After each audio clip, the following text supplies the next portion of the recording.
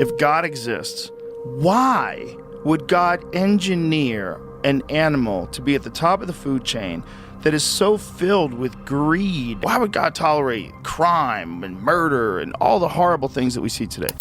What if I told you that this argument Joe Rogan just made against God's existence is actually a better argument in favor of God's existence? In fact, many popular atheists are making good arguments that God exists all of the time if you listen carefully. But if you actually got your morals, if you got your moral values, the Old Testament or the Quran, you would be stoning adulterers to death and stoning people to death for breaking the Sabbath and doing sacrifices, human sacrifices and animal sacrifices.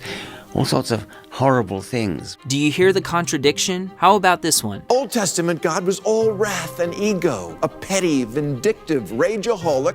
So you may be thinking at this point, how in the world are these arguments for God's existence? They kind of seem like good arguments against his existence. Well, don't go become an atheist just yet, because in this video, I'm going to prove to you that God exists using these as well as other atheists' own words. Almost every atheist I've listened to contradicts their own atheistic worldview in order to make an argument against God. Let me explain. Take a look at these 3 drawings. Which one looks the best to you? Why did you choose the one you did? You most likely chose the one you thought looked most like the original, the famous Mona Lisa. You knew that each of these sketches were flawed copies of the original masterpiece. In other words, you were comparing them to an objective standard. Now let's replace each of the sketches with a statement from each of our 3 atheists. Joe Rogan says, "Why would God tolerate murder?" implying murder is wrong. Richard Dawkins says that making human sacrifices are horrible things. Bill Maher says that the Old Testament God was a petty, vindictive rageaholic. By the way, I just want to say that there are answers against these claims against the biblical God, which I'll answer later in the video. But first, I just want to ask, Joe, how do you know murder is wrong? Richard, how do you know human sacrifices are immoral? Bill, how do you know petty, vindictive rageaholics are evil? Is it just your personal opinion that these actions are evil, or is there an objective moral standard you are comparing them to? If the atheist says it's just their own personal opinion and they simply dislike murder the same way I dislike Brussels sprouts, then why are they so outraged about it? And why are they all acting like we should all have the same disgust for evil as they do? But if the atheist says there is an objective moral standard that everyone should follow, now they have a problem. They have just violated their own atheistic worldview, naturalism. Here is a great definition of naturalism from the Pope of atheism himself, Richard Dawkins. There is at bottom no design, no purpose, no evil, no good, nothing but pointless indifference. We are machines for propagating DNA. DNA neither cares nor knows. DNA just is, and we dance to its music. So if we as human beings are nothing more than machines obeying our DNA, then where does an atheist like Richard Dawkins explain where right and wrong come from? Where do you think people get their morals and their ethics from? Now that's a profoundly difficult question. It's a collection of conversations between people, dinner party conversations, parliamentary decisions, congressional debates, newspaper articles, journalism. All these things conspire together to produce something in the air, something that defines a given century or maybe even a given decade with the moral values of that decade. According to Dawkins, morality is whatever a society of a specific decade decides is right and wrong. So then, does that include Nazi Germany in the 1940s? Were the Nazis justified in the Holocaust? After all, the Nazis were voted into power and created laws that made it legal to exterminate the Jews. According to Dawkins' logic, those were the most moral actions for that society in that decade. Except that's not actually what Dawkins believes about the Holocaust. There have been steps backwards, admittedly, and the Holocaust is an obvious one. What exactly does Dawkins mean when he says the Holocaust was a step backwards for the world? A step backwards from what? If everyone is just dancing to the music of their DNA, then we can't condemn Hitler or the Nazis for their actions, because according to naturalism, they were just doing what their DNA told them to do. And yet, it seems that all human beings beings, including atheists, live as if there is a universal right and wrong that the entire world should be judged by. The great Christian philosopher Thomas Aquinas called this universal right and wrong the natural law, which he described as primary moral principles that everyone in every culture for all time can't not know. He described these moral principles as the foundation everyone uses for all moral decisions. But hold on a second, the atheist says. The moral values of any particular century are markedly different from those of other centuries, even decades.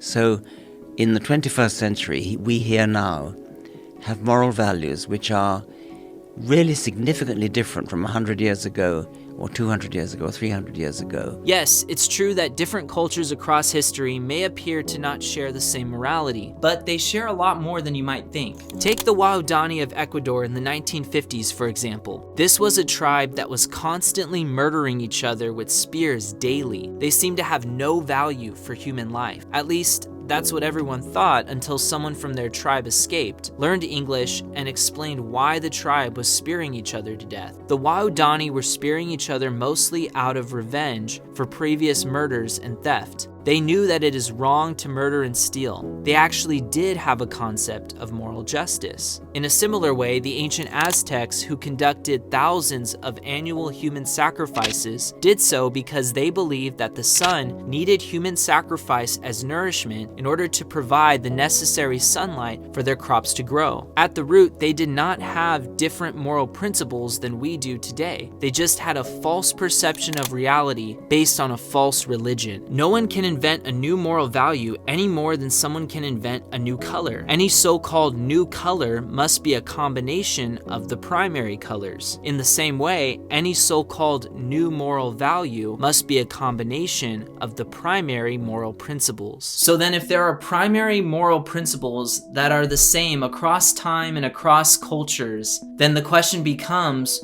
where do we get these primary moral principles from? Our DNA or God? As atheist Michael Roos says, morality is just an aid to survival and reproduction. Any deeper meaning is illusory. Many atheists only believe what can be studied through the scientific method. For this reason, atheists must believe that morality is just an illusion, because there is no such thing as a morality molecule that they can put under a microscope and study. They believe that just like animals, what we call morality is nothing more than what they call a herd instinct. In the animal kingdom, certain animals sometimes appear to display selfless actions for the good of the herd. Atheists believe this is an instinct that has developed over time as a result of evolution. These selfless actions help to keep the species as a whole alive and reproducing. But is that really what's happening when we as humans are kind and loving to one another? Is morality really just our herd instinct keeping our species alive and reproducing? If this is true, then we don't have to be any more moral than animals. If a sea lion forcibly mates with another sea lion to reproduce more sea lions for the growth of the herd, then wouldn't that be the most moral thing for humans to do also? So then why is this atheist so upset when a human being does the same thing? Fraulein Freitzel, locked in a dungeon 24 years, raped most nights by her father, 7 children of me. One of them died, perished. She prayed, she beseeched heaven. Why did heaven do nothing? This atheist asks a very important question that I will briefly answer later in the video. He, along with everyone watching this video, would agree that the man that he described did unspeakably evil things to his daughter. But according to his own atheism, morality is nothing more than an animal instinct developed by evolution for the propagation of our species. So then why should we judge this man's actions any differently than we would judge the sea lion who does the same thing if we are nothing more than mere animals? Isn't this man just dancing to the music of his own DNA? Here's how the average person experiences morality. Imagine you are walking down the street when you suddenly hear a woman scream. You turn to see the woman being attacked by 2 men. Your first instinct is to help her. This is your herd instinct telling you to help your own kind. But then this thought comes into your mind. Leave it be. He's bad business. If I step in to help this woman, I myself could get hurt or maybe even lose my life. This is your self-preservation instinct now speaking. Up to this point, there can be a good argument made that animals may experience similar instincts when they see similar situations occur in the animal kingdom. However, human beings have another thought that crosses their mind. The next thought you have is not an instinct at all. It's outside of both your herd instinct and your self-preservation instinct. It is what many call your conscience telling you that it is morally right to help the woman rather than save yourself. And it is this conscience which is separate from the first two instincts that naturalistic atheism can't explain. Your conscience is pointing to a standard that is outside your own biological instincts. Even Joe Rogan admitted this recently. A lot of people's moral compass and the guidelines that they've used to follow to live a just and righteous life has come from religion. And unfortunately, a lot of very intelligent people, they dismiss all of the positive aspects of religion because they think that the stories are mere superstitious fairy tales, that they have no place in this modern world, and we're inherently good and your ethics are based on your old moral compass and we all have one. And that's not necessarily true. We need Jesus. I think, for real. The only logical explanation for the existence of this objective moral law is the existence of a divine moral law maker, God.